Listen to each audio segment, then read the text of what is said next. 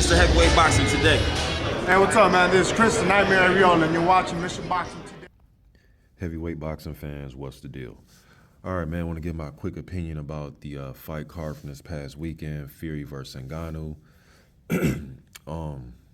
Interesting fight, man. I actually, like most of us, I picked Fury to win that fight. I thought Fury would be able to just, dismantle Ngannou by using feints, his hand speed, being able to use that jab, move around the ring when he had to, and I thought he'd be able to clinch Ngannou up and tie him up, walk him backwards.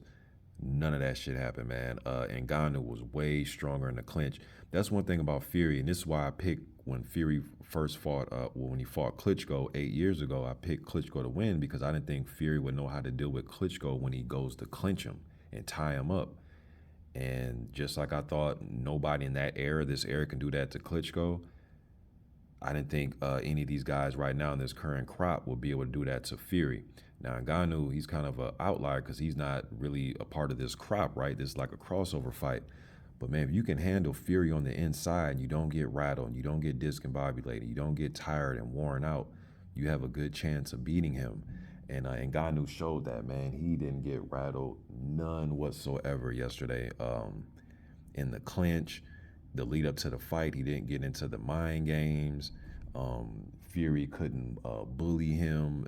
All the tactics that he usually uses in his fight, because when he's having a hard time in fights, like what he did with Cunningham, right? Even with Wallen or with Wilder, when he starts feeling as if the fight's not going his way, his bread and butter is to start to bully you, put you in headlocks, clinch you, lean against the ropes on you, just use his weight and his size, right? The way that, Emmanuel Stewart was teaching Vladimir. And that's a good strategy when you can get it over on people, man. But Ngannou wasn't falling for none of it at all.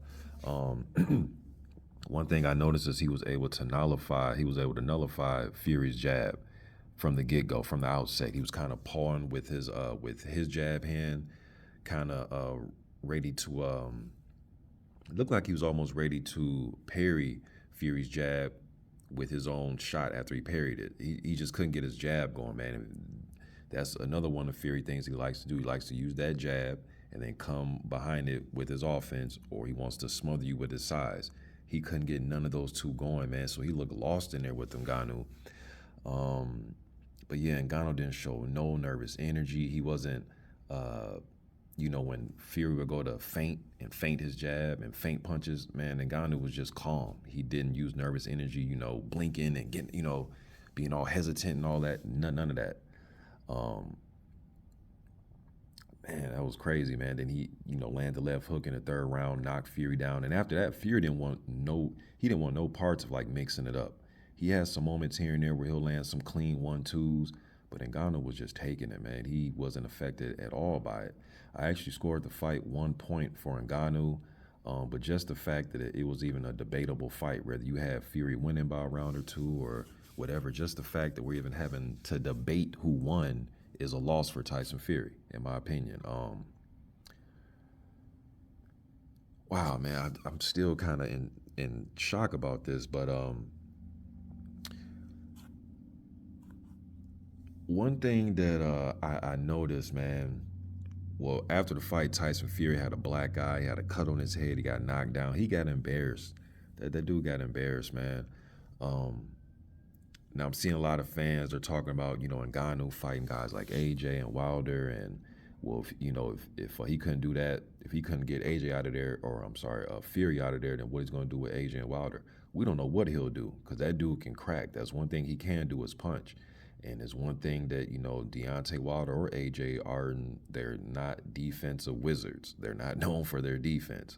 You know what I'm saying? And I'm not sure where Deontay Wilder's chin is at after that trilogy with Fury. I know he fought Helenius, but man, that fight lasted like 6 seconds.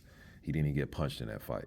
You know what I mean? So we would have to see. I would favor Wilder and AJ, but I don't know what happened, especially if Ngannou stays around for a few rounds, or let's say he takes one of Wilder's right hands and eats it the way he was eating Fury's right hand, right? Who knows what happened?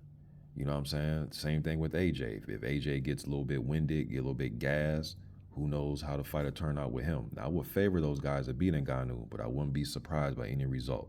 And it's crazy that I'm saying that, but Ngannou showed a lot of patience, and he showed some awkward skill in there. And I know that boxing was his first passion and love, but his success came in MMA.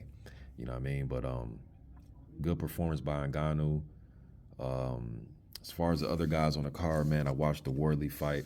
I had a feeling that Wardley was going to win that fight against Adelaide. Adelaide was doing, even leading up to the fight, he was doing a lot of trying to intimidate and he was too worried about trying to intimidate and trying to bully Wardley, whether it was during the presser, leading up to the fight, the weigh-in. He just spent too much time on that, and it didn't seem like Wardley was intimidated at all by him. I know they had their little mix-up at the presser where one of Adelaide's people, person in his team hit Worley and dropped him. You know what I mean? But it's a different ball game when you're in there, actually fighting, man. And I thought he had the hand speed, the superior jab, just boxing IQ. Period. I thought he was piecing up Adelaide. To be honest with you, man. Some people saying the fight shouldn't been stopped, but he was getting pieced up bad in that fight. And I would like to see Wardley fight anybody, man. You could throw him in there with anybody: Dubois, Joe Joyce, Franklin, Sanchez, Wallen, Ivan Daichko, Caballel, Gassiev, Michael Hunter. I think he needs to step up in one of those, title eliminator type of fights. Now, if you want to keep him domestic, maybe a fight with Frazier Clark, but I see him winning that rather easy as well, too. Who else was on the card? Oh, Martin Bacole, man. I don't know about that 300 pounds. I know he's able to get Takam. Takam has a lot of wear and tear, but I don't know about 300 pounds, man. He's lucky that he got an aging Carlos, even though Takam was in shape, but still an aging fighter that's been through some wars, man. That dude's battle tested. But would like to see Bacole, the same thing with Wardley, man. Bacole is rated highly by a few of the sanctioning bodies. I know he's rated number 2 by the WBA, so I would love to see him mix it up. All those guys I named for Wardley, I wouldn't mind seeing Bacole fight any of those guys.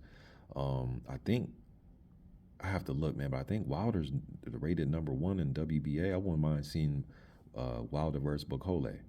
You know what I mean? But he did what he had to do, man. He was against the ropes a little bit, but he's just too big of a guy, clubbing shots. He would land it on Takam. But I don't know about the 300 pounds. Makhmudov was destructive, easy win over Wright, got him up out of there. Again, with him, I want to see him fight Jared Anderson. That's the fight, either Jared Anderson or Jolalov. Those 3 dudes right there in that top rank, I would love to see them mix it up. Makhmudov, Jolalov, and Anderson. Love to see those guys mix it up somehow, some way, man. Who else was on? Joseph Parker, he looked good against Keane. Keane, man, he looked kind of frozen there with the high guard. He looked kind of frozen there. He was kind of waving Parker on it, hit me again, hit me some more. He was getting pieced up. Parker was able to punch through his guard, laying great uppercuts. The hand speed was rolling.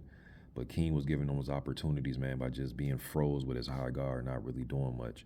I would love to see Parker take on Dempsey McKean. You know what I mean? That Australia versus New Zealand matchup. I'd love to see that.